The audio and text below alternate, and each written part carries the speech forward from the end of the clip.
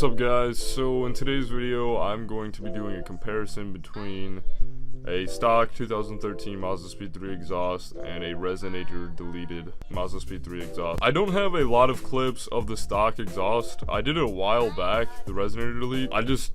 When I was going back through my old clips, I just have some revs. I don't even think I have a cold start of the stock exhaust, so this video is going to be mainly just clips of the Resonator delete.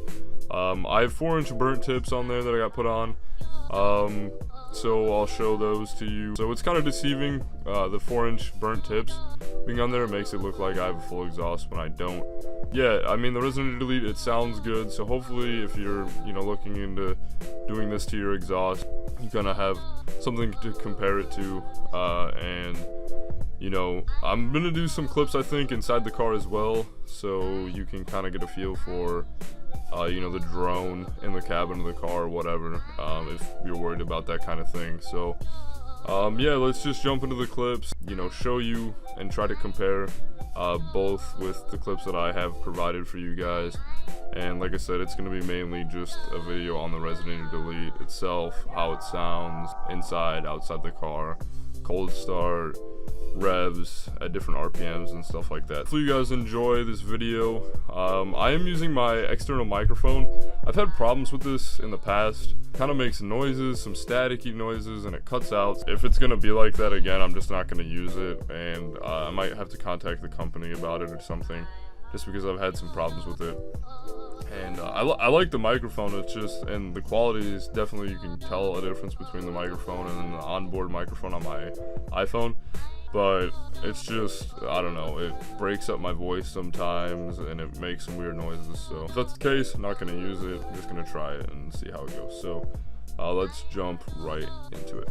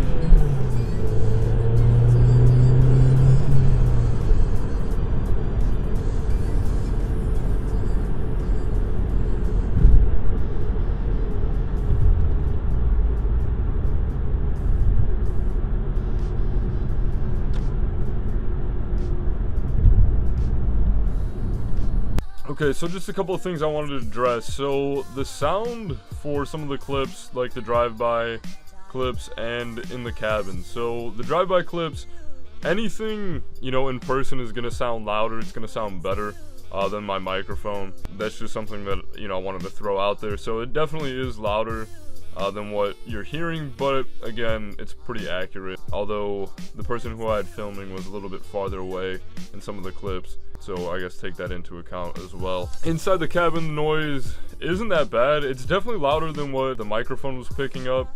It doesn't drone that bad at all. It'll drone a little bit, you know, if you're doing like a pull and then you let off throttle, you'll hear it, you know, gurgle and stuff in the back. But it's definitely livable, it's definitely daily drivable. Just keep that in mind, I guess, when you're listening to some of the clips. The revs are pretty accurate though on how it sounds, like the cold start and things like that. Hopefully you guys did enjoy this video. If you did, smash the thumbs up button, as it really does help me out. Subscribe to the channel if you're new, as well as hit that bell notification to be notified every time I upload a new video. And I think that's gonna be it, guys, so take it easy, stay safe, and peace out.